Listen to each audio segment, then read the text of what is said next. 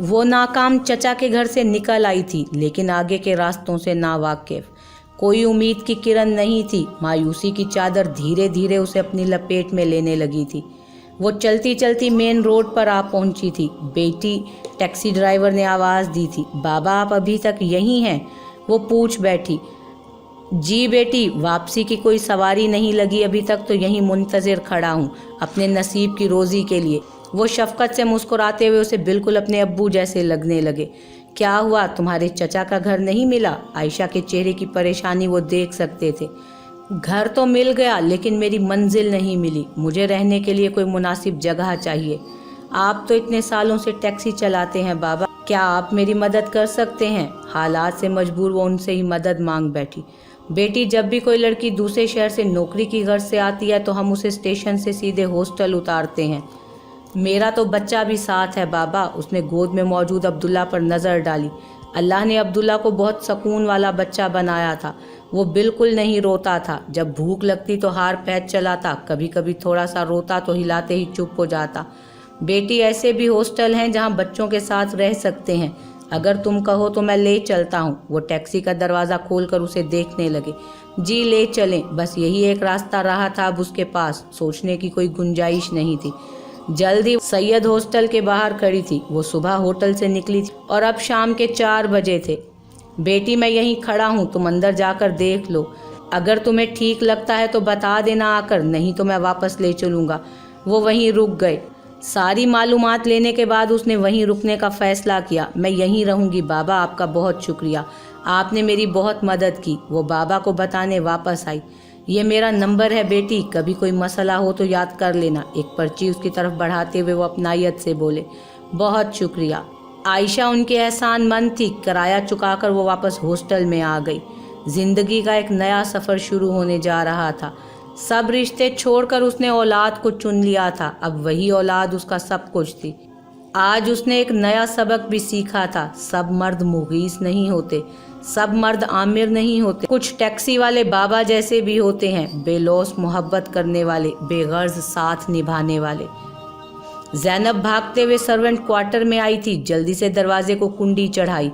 अब उसकी जान में जान आई। बेड पर वानिया को लिटाकर उसे खामोश रहने का इशारा करती वो उसकी रस्सियां खोलने लगी। थोड़ी ही देर में वानिया के हाथ पैर वो खोल चुकी थी।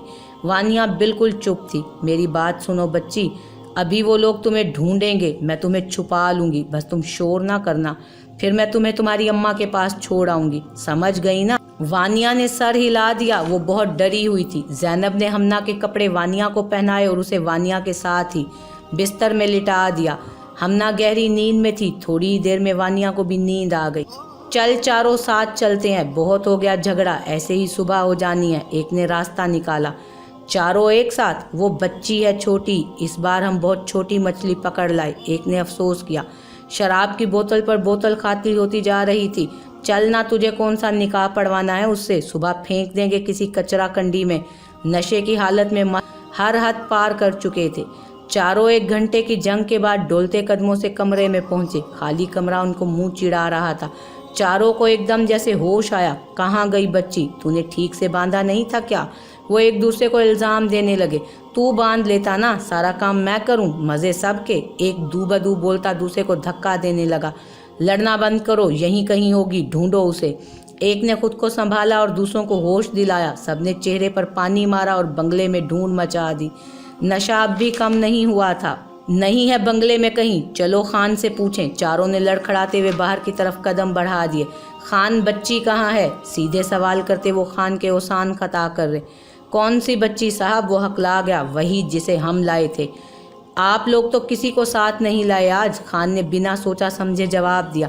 क्या मतलब? मैं खुद बच्ची को गोद में अंदर लेकर गया हूँ। नहीं साहब, आपके हाथ में तो शराब की बोतल थी। खान के जो मुंह में आया बोल दिया। वो चारों एक दूसरे को देखने लगे। नशा आहिस्ता आहिस्ता उतरने लगा। क्या मतलब हम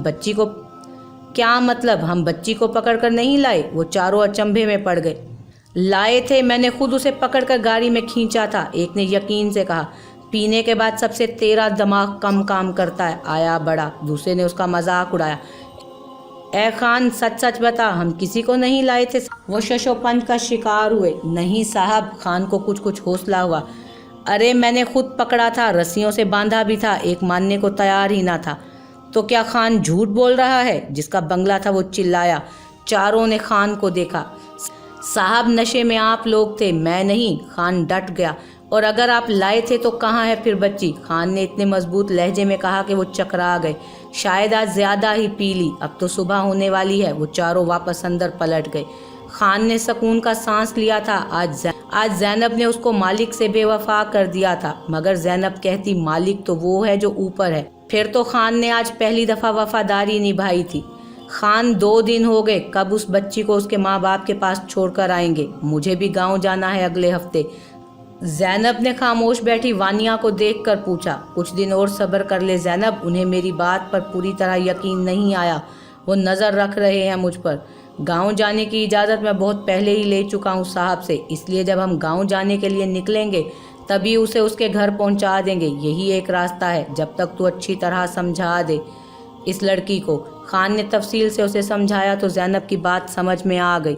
5 दिन से वानिया लापता थी। दुनिया अपनी डगर पर चली जा रही थी। बस वो दोनों थे जो वक्त के भंवर में फंस गए थे, मुगीस और फरवा। मुगीस हर वक्त सजदे में रोता रहता, फरवा को तो जैसे होश ही नहीं था। खुदा इंसाफ ना करना, बस मेरी खता को माफ़ करना, वो हाथ उठाए इल्तजा करता। खुदा ने उसे माफ़ भी किया था और इंसाफ भी। दरवाजे की घंटी बजी थी। मुगीस ने दरवाज़ा खोला, सामने वानिया खड़ी थी। हिसाब बराबरी का हुआ था, जितना उसने बोया था उतना ही उसने काट लिया। ये रही आपकी अमानत। ज़ैनब ने वानिया को फरवा के हवाले किया। आपको कहाँ मिली ये? कहाँ थी 1 हफ्ते से ये? मुगीस ने वानिया को प्यार करते हुए पूछा। बस जी, अल्लाह ने बच्ची को जिंदा और महफूज रखना था, सो ये ज़ैनब को मिल गई। आप बस खुदा का शुक्र अदा करें। हमें अब गांव जाना है वापस। खान ने ज़ैनब को जल्दी से वहां से निकलने का इशारा किया। वो किसी भी तरह अपने साहब का नाम नहीं ले सकता था, नमक तो उन्हीं का खाता था ना। फरवा और मुगीस वानिया को चूम रहे थे। मौका देखकर ज़ैनब और खान वहां से निकल गए। वो अपने हिस्से की नेकी कर गए थे। मुगीस अपने हिस्से के गुनाह को भुगत चुका था। इलाज कराने के लिए बहुत पैसा चाहिए था, ये वो जानती थी, लेकिन मालूमात भी चाहिए होंगी, ये उसने सोचा नहीं था। पैसे दिन ब दिन कम होते जा रहे थे। वो कहाँ तक बैठकर खा सकती थी? उसने बराबर वाले कमरे की लड़की सोबिया से काम के हवाले से बात की थी। देखो आयशा, तुम ज़्यादा पढ़ी लिखी तो हो नहीं और बच्चे का भी साथ है, इसलिए बेहतर है कि किसी के घर काम काज कर लो। सोबिया ने उसे रास्ता दिखाया। मैं यहाँ किसी को नहीं जानती, मुझे काम कौन देगा भला? आयशा ने मायूसी से उसे देखा। पहली बात तो ये आयशा के किसी भी बात पर मुंह मत लटकाया करो तुम। मायूस होने से कुछ नहीं होता, रास्ते बनाने पड़ते हैं। मंजिल खुद ब खुद कदमों के नीचे नहीं आ जाती, उसके लिए तवील मुसाफत तय करना पड़ती है। सोबिया ने उसे डांट कर समझाया। काम तो मिल जाएगा, मगर देखो मेहनत करना होगी बहुत। और एक बात याद रखना, मालिक हमेशा मेहनत से कम मुआवजा देता है। वो अलहदा से तुम्हारी कितनी मदद क्यों ना कर दे, जो मुआवजा तय होगा वो मेहनत से कम होगा। इस दुनिया का यही असूल है। सोबिया ने अब्दुल्ला को उसकी गोद से लेकर प्यार किया। कल मेरे साथ चलना एक बंगले पर, मैं काम दिलवा दूंगी, लेकिन कोई गलती ना करना आयशा। और एक और बात, अगर बीबी जी घर में ना हो तो उनके बेटे के कमरे में ना जाना। आजकल के बिगड़े हुए लड़के आवारा कुत्तों से भी ज़्यादा खतरनाक हो गए हैं। अपना दिमाग और आंखें खुली रखना। इन बड़े बड़े बंगलों में रहने वाले अमीरजादों की अक्सर नीयतें बहुत छोटी होती हैं। सोबिया ने अपने तजर्बे की रोशनी में उसे हर बात समझाई। सब एक से नहीं होते सोबिया। आयशा ने उसकी बात की नफ़ी की।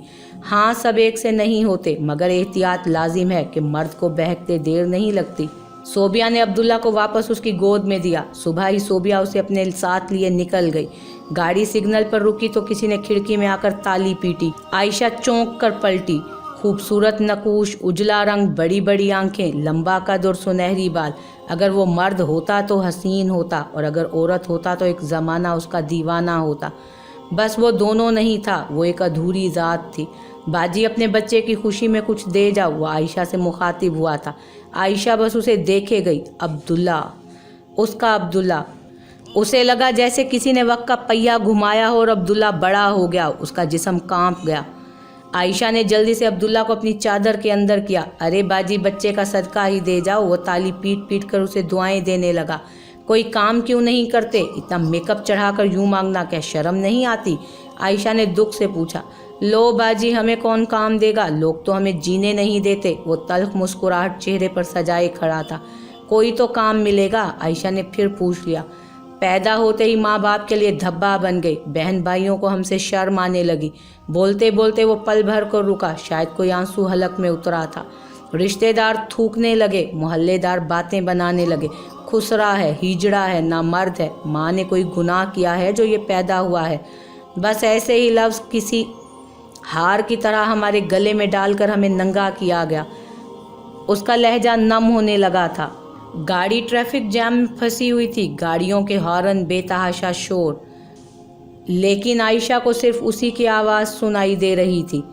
वो तो बराबर में बैठी सोबिया को भी भूल चुकी थी। अम्मा ने स्कूल में डलवाया तो मास्टर साहब पास बुलाकर मनमानियाँ करता। क्लास के लड़के खूब हंसते, कभी डांस करने का कहते तो कभी यहाँ वहाँ हाथ लगाकर अपनी तस्कीन हासिल करते। अम्मा से शिकायत की तो अम्मा ने स्कूल से निकलवा लिया। छोटी फूफो का रिश्ता मेरी वजह से टूटने पर आया तो बाप ने घर से निकाल दिया। सड़कों पर दिन गुजरते, रातों को फुटपाथ पर सो जाता। उसकी कहानी आयशा सांस रोके सुन रही थी। बस वही तो सुन रही थी, बाकी सब तो ड्राइवर को गालियां देते, ट्रैफिक पुलिस को कोस रहे थे। वो सुन रही थी सो वो सुना रहा था। एक रात कुछ शराबियों ने नशे की हालत में मेरा वो हशर किया बाजी कि आज भी सोचूं तो रूह कांप जाती है। मैं मरने के करीब था जब गुरु ने मुझे सड़क से उठाया, मेरी दवा दारू की। बस जब से यही काम सीख गया। पहले शादियों पर नाच गाने कर लिया करता था, मगर अब तो ये काम भी घर की औरतों और आजकल तो दूल्हा दुल्हन ने ही संभाल लिया है, तो हम जैसों की क्या ज़रूरत। वो गहरी हंसी हंसता चला गया। आयशा का दम घुटने लगा था। गाड़ी बहुत देर से एक ही जगह पर अटकी हुई थी। उसका पूरा वजूद पसीना पसीना हो गया था। पता है बाजी, ये दुनिया हमें जीने का हकदार नहीं समझती। उसके लहजे में ज़मानों का दुख सिमट आया था। आयशा बस उसकी बड़ी बड़ी आंखें देखती रह गई थी। ट्रैफिक क्लियर हुआ था, गाड़ी आगे बढ़ गई। वो पलट पलट कर खिड़की से बाहर उसे देखती रही। वो भी आयशा को ही देख रहा था, जैसे उससे बात करने पर शुक्रिया कह रहा हो। कुछ ही देर में वो नज़रों से ओझल हो गया। बस एक बात आयशा को समझा गया, ये दुनिया हमें जीने का हकदार नहीं समझती। आमिर ऑफिस से वापस आया तो हस्बे मामूल अम्मा और नाइला की जंग जारी थी। तू आ गया तो खुद ही देख ले इसको, एक मोटी सी गाली दी उन्होंने। पूरा दिन कमरे में फ़ोन लिए मरी रहती है, इसका खाना भी कमरे में धूम है। अम्मा आमिर के ही इंतज़ार में बैठी थी। ये झूठ है आमिर, अम्मा पूरा दिन टीवी देखती हैं, सारे घर के काम मैं करती हूँ। नाइला ने मजलूमियत से आंसू बहाए। अम्मा क्या मसला है? आमिर ने गुस्से में जूते उतार कर फेंके।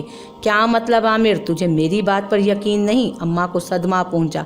मुझे अच्छे से पता है तुमसे काम नहीं होता, टीवी तुमसे छूटता नहीं, काम क्या खाक करने हैं तुमने? आमिर ने टिका सा जवाब देकर उन्हें लाजवाब कर दिया। वो नाइला के पीछे कमरे में जा चुका था। उन्हें अच्छे से समझ आ गई, वो नाइला थी, आयशा नहीं। अलीज़े अब्दुल्ला शान से सोफे पर टांग जमाए बैठी मैगज़ीन पर अपनी कवर फ़ोटो देखने में मगन थी। रेड लॉन्ग टेबल मैक्सी में वो किसी शहजादी से कम नहीं लग रही थी। मैडम जी, उसका पुराना मुलाजिम फ़हद उसके पास आया। अलीज़े ने बिना नज़र उठाए ही मुबहम सा जवाब दिया। मेरा एक दोस्त है, बहुत ज़रूरतमंद और काबिल एतबार है। आपने कहा था ना कि आपकी गैर मौजूदगी में इस घर की देखभाल के मुस्तकिल बुनियादों पर कोई मुलाजिम चाहिए। वो और उसकी बीवी सर्वेंट क्वार्टर में रहकर अच्छे से देखभाल कर लेंगे। फ़हद ने नज़रों को झुकाए बादब लहजे में अपनी बात मुकम्मल की। अगर तुम्हें भरोसा है तो ठीक है, मिलने के लिए बुलवा लो आज ही। मुझे मामा के साथ कल दुबई जाना है शूट के लिए। अलीज़े ने मैगज़ीन के सफ़े पलटते नरमी से जवाब दिया। मैडम जी, वो बाहर ही मौजूद है, मैं अभी लाता हूँ उन्हें बुलाकर। फ़हद खुशी से बाहर भागा। उसका दोस्त बहुत मुश्किल हालात में था, न सर पर छत थी, न खाने को रोटी। अपनी बीवी के साथ दरबदर की ठोकरें खा रहा था। मैगज़ीन साइड पर रखे वो जूस के सिप लेती हुई अपना शेड्यूल चेक करने लगी। एक उधेड़ उम्र आदमी, एक औरत फ़हद के हमरा उस बड़े से लाउंज में आए थे। मैडम जी, ये मेरा दोस्त है और ये उसकी बीवी। फ़हद ने अलीज़े की तवज्जो दिलवाई। ठीक है, तुम जाओ, मैं खुद बात कर लूँगी। वो दोनों मियाँ बीवी सोफे पर बैठकर लाउंज का जायज़ा लेने लगे। फ़हद को आप पर भरोसा है तो मैं भी आप पर भरोसा कर सकती हूँ। फ़हद पिछले 5 साल से हमारा वफ़ादार है। आज तक हमारी गैर मौजूदगी में ये घर फ़हद ने ही संभाला है। इस बार वो हमारे साथ जा रहा है। मैं और मेरी मामा 3 माह के लिए दुबई जा रहे हैं। घर की देखभाल और सफाई सुथराई आपकी ज़िम्मेदारी होगी। अलीज़े अपने नर्म लहजे में उन्हें तफसील समझाती गई। रहने के लिए बैक साइड पर सर्वेंट क्वार्टर है। پیسے باقاعدگی سے آپ کو ملتے رہیں گے، ایمانداری شرط ہے بس۔ علیزے نے کچھ پیسے اپنے پاس پڑے پرس سے نکال کر آدمی کی طرف بڑھا دیے۔ آدمی نے جھجکتے ہوئے پیسے علیزے عبداللہ کے ہاتھ سے لے لیے۔ عورت کی آنکھوں میں تشکر کے آنسو چمکے تھے۔ علیزے عبداللہ کی ماما آہستہ آہستہ زینہ اتر رہی تھیں، جبھی ان کی نظر لاؤنج میں بیٹھے آدمی اور عورت پر پڑی۔ علیزے انہیں پیسے دے رہی تھی، ان کا وجود لرز کر رہ گیا۔ آنکھوں نے شاید دھوکہ کھایا تھا۔ وہ دونوں جانے کے لیے اٹھ کھڑے ہوئے تھے، جبھی علیزے کی آواز ان کے کانوں میں پڑی۔ نام تو بتایا ہی نہیں آپ نے۔ وہ ان دونوں سے مخاطب تھی۔ میرا نام صابر ہے اور یہ فضا، آدمی نے بیوی کی طرف اشارہ کر کے بتایا۔ اچھا ٹھیک ہے، علیزے نے انہیں جانے کی اجازت دے دی۔ نہ آنکھوں نے دھوکہ کھایا تھا، نہ کانوں نے غلط سنا، بس قسمت نے مجرموں کو کٹہرے میں لا کر کھڑا کر دیا تھا۔ ظالم کتنا ہی طاقتور کیوں نہ ہو، جب مظلوم معاملہ خدا پر چھوڑتا ہے تو ایک نہ ایک دن پکڑ ہو ہی جاتی ہے۔ صابر اور فضا جا چکے تھے، وہ سیڑھیوں پر ہی کھڑی رہ گئی۔ آپ وہاں کیوں رک گئیں؟ آئے نا۔ علیزے عبداللہ نے پلٹ کر ماما کو دیکھا۔ وہ آہستہ آہستہ آگے بڑھ رہی تھی، لیکن وقت نے انہیں بہت پیچھے کہیں پہنچا دیا تھا۔ یہ اور اس کی نمونی اولاد، میں اپنی اولاد کے مستقبل کا سوچ رہا ہوں۔ میں نے ٹھیکہ نہیں لے لیا تمہاری بہن کا۔ اس کی کلائی پکڑ کر زبردستی گھر کے دروازے سے دھکیل کر باہر نکال دینا۔ ایک ایک پل کسی فلم کی مانند آنکھوں کے آگے چل رہا تھا۔ عائشہ نے بہت مشکل سے صوفے تک کا فاصلہ طے کیا۔ ماما آپ ٹھیک ہے نا؟ ان کی بدلی رنگت دیکھ کر علیزے عبداللہ فکر مند ہوئی۔ بنا کچھ کہے عائشہ نے علیزے کو گلے سے لگا لیا۔